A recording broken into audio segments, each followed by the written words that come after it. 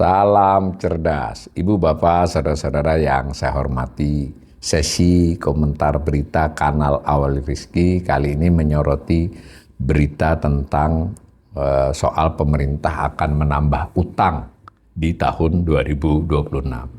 Banyak yang memberitakan, saya ambil dari CNBC Indonesia. Nah, judulnya pemerintah bakal tambah utang 832 triliun di 2026. Tapi ada tambahan subjudulnya pangkas asing, tanda seru ya. Nah, ditayangkan tanggal 22 Januari pagi ya, jam 8:30, jurnalisnya Arijal Rahman. Ini ada gambar ilustrasi duit dolar. Nah, beritanya begini, pemerintahan Presiden Prabowo Subianto menargetkan penarikan utang baru senilai 832 triliun untuk membiayai target defisit APBN 2026 yang sebesar 689,14 triliun. Satu paragraf ini kunci ya, tapi saya langsung kasih komentar ini. Judulnya tuh udah pas, bakal tambah utang 832. Tapi kalau di paragraf pembuka ini mungkin kurang presisi ya, ini jurnalis memberitakannya. Penarikan utang baru 832,20 ya. 832 ya kita sebut. Itu kurang presisi. 832 itu tambahan utang bersih, neto itu bersih ya. Sebenarnya kan setahun 2026 itu pemerintah punya kewajiban juga membayar pokok utang. Membayar pokok utang itu kalau dia bersifat pinjaman itu cicilan. Tetap pelunasan kan namanya. Kalau dia berupa SBN, seri yang jatuh tempo, itu pelunasan, ya sebutlah pembayaran pokok utang atau pelunasan pokok utang, kan ada. Nah, sementara tadi kan ada defisit. Nah, ini kan defisit yang mau dibiayai, artinya dengan utang. Nah, sebenarnya penarikan utang barunya kurang lebih 832 itu ditambahi dengan utang yang dibayari. Ya, itu penarikan, kalau bahasa teknisnya jadi penarikan utang bruto. Tapi kan ini penarikan utang baru ya, itu bruto dong. Nah, gitu ya. Nah, penarikan utang baru bruto, tapi karena ada yang dilunasi, selisihnya itu adalah penarikan utang neto kan, disebutnya pembiayaan utang neto. Nah, berapa? Nah, disinilah salah satu kritik saya udah sejak lama sebagai ekonom, pengamat fiskal, pemerintah tidak menyampaikan dan bahkan diberi diskresi oleh DPR untuk itu relatif tersamar hanya dengan menyebut netonya. Tetapi ketika dilakukan laporan keuangan pemerintah pusat di akhir tahun dan nanti di audit BPK mau tidak mau ditaruh gitu. Nah, sayangnya 2025 ini kan baru realisasi sementara dan tidak diumumkan berapa sebetulnya penarikan utang baru bruto. Tentu pengamat fiskal seperti saya memiliki perakiraan atas data ya, tapi kan tidak sepenuhnya tepat. Nah, misal di 2025 ini kan sudah berlalu nih, yang ini juga sama. Jadi kita memperakirakan dulu kira-kira utang jatuh tempo di tahun 2025 berapa? Sebutlah pakai angka paling minim 800. Sebenarnya dugaan saya antara 800 sampai 850. Anggap aja 800. Berarti utang barunya itu 800 ditambah 832.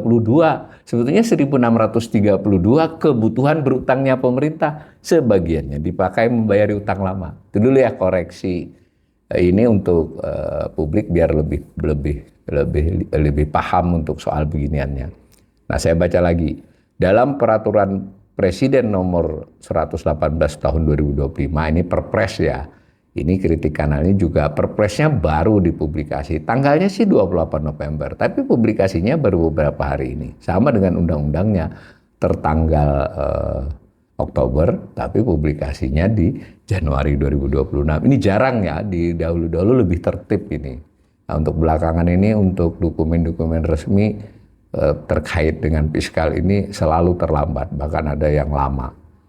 Nah, dari waktu tahun 2025 itu disebut di sini APBN-nya. Jadi bukan realisasi juga di APBN 2025, waktu dibuat masih berupa APBN di tahun 2024, berarti APBN-nya kan untuk dijalankan 2025, itu pembiayaan utang ini 775,86 triliun. Jadi maksudnya jurnalis ini berarti kan tahun yang berjalan ini lebih tinggi dari tahun lalu. Tapi jangan lupa di 775,86 triliun ini sudah ada informasinya, realisasinya lebih rendah, hanya 736,3. Jadi lebih rendah dari targetnya. Jadi lebih sedikit. Jadi tetapi sama.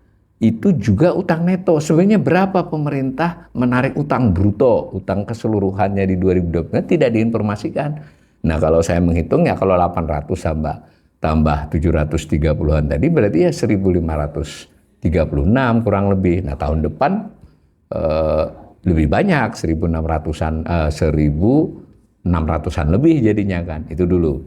Nah diberitakan nih total utang yang akan ditarik senilai 832,2 triliun. Nah kan tadi saya katakan ini bukan utang yang ditarik, utang yang ditarik secara neto. Utang ditarik kan berarti pemerintah ngutang nih, nerbitin SBN atau pinjaman. Itu kurang lebih 1.600, bahkan bisa mencapai 1.650. Karena sebagiannya dipakai membayari. Nah tapi baik kita ngikuti, tapi tidak bisa disalahkan juga jurnalis ini karena sumbernya itu kan dia Perpres nih, dia lihat dokumen Perpres. Yang ada itu memang begini, tapi jurnalis mungkin harus membuat penjelasan tambahan, bisa mengutip dari para pakar kan. Nanti kalau lama-lama sering ngutip sudah si jurnalis pun tahu bahwa sebetulnya yang dimaksud ini adalah nilai bersih. Nah itu yang nilai bersih ini neto utang ini terdiri dari dua SBN 799,53 dan kita bulatkan 800 triliun ya SBN. Saya ulangi, itu adalah SBN neto. Pada tahun 2020 ada SBN yang dibayari. Jadi penerbitan SBN baru, anggap aja 700 selisihnya, jadi yang dilunasi. Berarti sebetulnya yang diterbitkan 1.500 di tahun 2020 ini rencananya. Nah karena ada pinjaman terutama pinjaman luar negeri, tapi ada pinjaman dalam negeri juga kepada Bank Himbara, itu 32,67 triliun. Yang 32,67 itu sebetulnya penarikannya itu kurang lebih 152. Kalau ini ada infonya di Perpres. Sayangnya ini tidak, ini ada di sini dituliskan ini. Jadi di Perpres itu ada rincian kalau untuk pinjaman.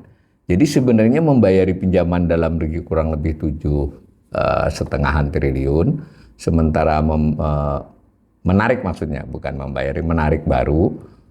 Kemudian yang luar negeri sebenarnya sekitar 144. Jadi 152 cuma dari 152 itu total membayarinya kurang lebih 120-an. Sehingga bersihnya pinjaman itu tambahannya hanya 32,67 triliun. Nah ini dibandingkan penarikan SBN neto itu segitu lebih tinggi dari tahun lalu. Silakan dilihat ya, pinjaman itu tahun lalu lebih besar, tapi kita juga belum lihat karena neto yang disajikan netonya ternyata tidak sampai 133 tahun lalu, itu di APBN-nya 133 tapi realisasinya kurang dari itu. Nah diberitakan lebih lanjut lagi nih detail pinjaman yang ditarik sekian-sekian, silakan dibaca ya. Saya hanya ingin memberi komentar bahwa ini jurnalis benar-benar mengutip dari peraturan presiden. Sebetulnya di undang-undang juga ada, tapi Perpres tentang rincian itu lebih rinci. Ini disebut begitu dengan penekanan pada kebutuhan berutang yang lebih besar kan. Nah, di sini tadi asing dikurangi karena di sini yang diperlihatkan nih, karena pembayaran cicilan pokok pinjaman luar negeri itu 105. Nah, jadi maksudnya dia turun. Tapi sebenarnya tetap saja luar negerinya yang untuk pinjaman ya, bukan yang SBN. Pinjaman itu tetap pinjaman luar negeri. Jadi targetnya itu 144,54 triliun. Narik loh ya. Nanti dikurangi nyicil. Nah di sini turun, tahun lalu nariknya 216. Tapi yang dia bandingkan ini APBN, bukan realisasi yang sudah terjadi. Tapi jurnalis tidak salah karena pemerintah tidak terlalu eksplisit mengumumkan, belum. Nah gitu ya. Tetapi saya sedikit menggarisbawahi bahwa ini mengurangi luar negeri nggak signifikan, tetap SBN. SBN ya tergantung, biarpun dia rupiah, kalau yang beli luar negeri sebetulnya kita belum melihat dari data Perpres itu apakah harapan terhadap utang luar negeri pemerintah itu akan turun, enggak. Ya meskipun ini benar juga jurnalis dalam rangka pinjaman dia coba dikurangi. Nah terus ada lagi berita begini di bawahnya. Dari total itu sebagian akan digunakan untuk investasi senilai 203 triliun.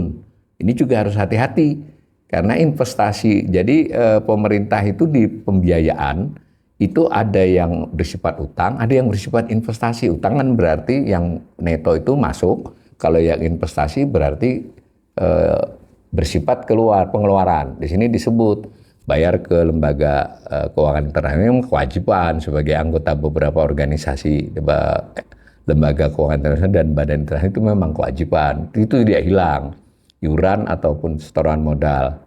Nah lalu ada investasi pemerintah, lalu ada cadangan pembiayaan investasi. Ini bersifat pengeluaran di pembiayaan, bukan di belanja ya. Nah ini ada yang salah ketik mungkin. Pemberian pinjaman kepada BUMN dan Pemda ini sebenarnya senilai 404,15 enggak ya, itu 404,15 miliar bersihnya karena ada pengembalian pinjaman. Nah dengan begitu saya ini silahkan dibaca rinciannya, tapi sekali lagi mungkin jurnalis harus lebih banyak lagi terpaksa mau tidak mau mempelajari ini. Ini berita sudah benar bersumber dari Perpres dan angka-angkanya, istilahnya juga. Tetapi kalau membacanya tidak cermat, itu sedikit tidak tergambarkan sebenarnya persoalannya. Nah, jadi tadi bahwa sebetulnya narik utang barunya tidak 832 tapi 1.600 lebih. Secara bersih karena mengurangi cicilan lama dia hanya 832. Kemudian ketika di rincian ada SBN, ada pinjaman. Nah, ketika di pinjaman tarikan kepada asing berkurang dibandingkan tahun lalu, itu diartikan asing porsinya berkurang, itu tafsirannya jurnalis ya. Angka itu belum bicara. Karena dalam aspek itu lihat lagi SBN. Kalau SBN-nya nanti yang diharapkan beli asing, sebetulnya ya tergantung realisasi, nanti tetap aja asing masuk. Dan yang disebut tadi juga karena memang ada jadwal kan pembayaran utang luar negeri, kemudian penarikannya. Kita harus melihat tren yang lebih lama. Dan di sini ada juga satu lagi informasi yang menurut saya juga bisa dibuat berita berbeda ini. Sudah segitu ternyata pemerintah pakai SAL 60 triliun. SAL itu duit berangkas. Kalau kelebihan anggaran pada satu tahun namanya silpa. Silpa secara akumulasi masuk dalam SAL. SAL ini yang antara lain dipakai oleh Purbaya untuk ditaruh di Bank Himbara karena biasanya sebagian besarnya di BI. Nah, artinya sejak awal ini malah bagus, tapi yang penting kita jadi tahu ini pakai duit berangkas 60 triliun. Kalau hasil pengelolaan aset ini ada penghasilan ya. Anggap aja yang 60 triliun ini. Seandainya tidak pakai SAL, kita ada tahun-tahun yang tidak pakai SAL loh ya. Itu berarti ngutangnya 60 ditambah 832 tadi. Tapi saya setuju ini, SAL ini memang sebaiknya mulai dipakai cukup signifikan untuk membatasi keperluan berutang. Demikian ya ulasan saya ini. Saya lebih banyak mengulas daripada membacanya. Mudah-mudahan pemirsa tertarik baca berita ini, dan ini media relatif khusus ekonomi loh. Di beberapa media lain yang memberitakan ini bahkan lebih ringkas, tidak sedetail ini, lebih mungkin lagi pembaca yang misleading. Ini wartawan CNBC sudah menjelaskan dengan detail, tetapi sayangnya lebih bersumber kepada angka-angka yang di Perpres dan juga bisa dirujuk undang-undang. Dan itu ditafsirkan, mestinya harus hati-hati. Mungkin beberapa bagian perlu menanya kepada ekonom supaya tafsiran itu jangan kemana-mana. Tapi tetap saja berita-berita begini saya puji ya, karena ini memberikan literasi yang lebih baik kepada pembacanya.